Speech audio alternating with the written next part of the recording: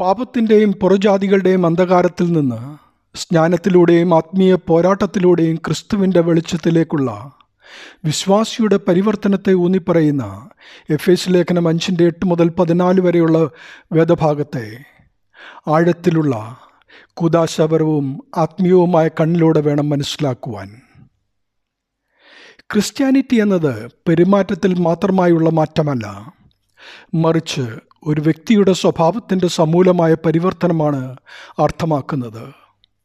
സ്നാനത്തിൻ്റെ രഹസ്യത്തിലൂടെ ദൈവകൃപ നേടിയ വിശ്വാസിയുടെ സത്തയിലെ ഒരു സമൂലമായ മാറ്റത്തെയാണിത് സൂചിപ്പിക്കുന്നത്. അതുകൊണ്ടാണ് പൗലോസ് പറയുന്നത്, നിങ്ങൾ ഇരുട്ടായിരുന്നു, എന്നാൽ ഇപ്പോൾ നിങ്ങൾ കർത്താവിൽ വെളിച്ചമായിരിക്കുന്നു എന്ന്.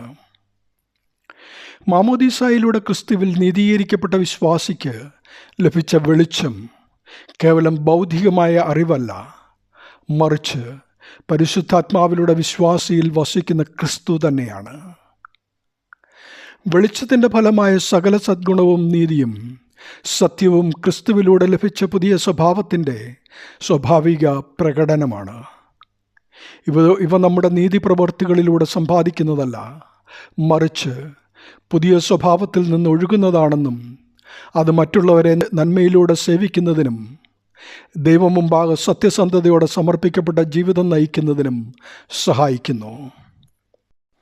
ഇരുട്ടിൻ്റെ പ്രവൃത്തികൾക്ക് കൂട്ടാളികളായ കുരുടന്മാരെ പോലെ ചുവർ തപ്പി നടക്കുന്നവരോ, കണ്ണില്ലാത്തവരെ പോലെ തപ്പിത്തടഞ്ഞ് നടക്കുന്നവരോ, സന്ധ്യാസമയത്തെന്ന പോലെ മധ്യാഹ്നത്തിൽ ഇടറുന്നവരോ, ആരോഗ്യമുള്ളവരുടെ മധ്യേ മരിച്ചവരെ പോലെ ആകുന്നവരോ ആകാതെ വിശുദ്ധ ജീവിതത്തിലൂടെ അവയെ ശാസിക്കുന്നവരായിരിക്കണം ക്രിസ്ത്യാനികൾ. അവർ അഴിമതിക്കെതിരെ വെളിച്ചമായി പ്രവർത്തിക്കേണ്ടവരാണ്. ലോകത്തിൻ്റെ തിന്മയെ വെളിപ്പെടുത്തേണ്ടവരാണ്.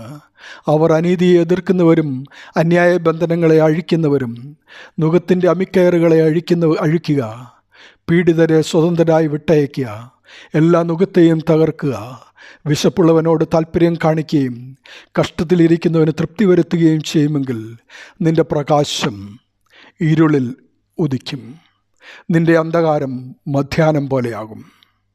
അതുകൊണ്ട് ആത്മീയ മരണത്തിൽ നിന്നുണർന്ന് ക്രിസ്തുവിൻ്റെ വെളിച്ചം ജീവിതത്തെ പ്രകാശിപ്പിക്കുവാൻ അനുവദിക്കുമ്പോൾ ഉറങ്ങുന്നവനെ ഉണർന്ന് മരിച്ചവരുടെ ഇടയിൽ നിന്നും എഴുന്നേൽക്കുക, എന്നാൽ ക്രിസ്തു നിൻ്റെ മേൽ പ്രകാശിക്കുമെന്ന വചനം നമ്മുടെ ജീവിതത്തിൽ അന്വർത്ഥമാകും.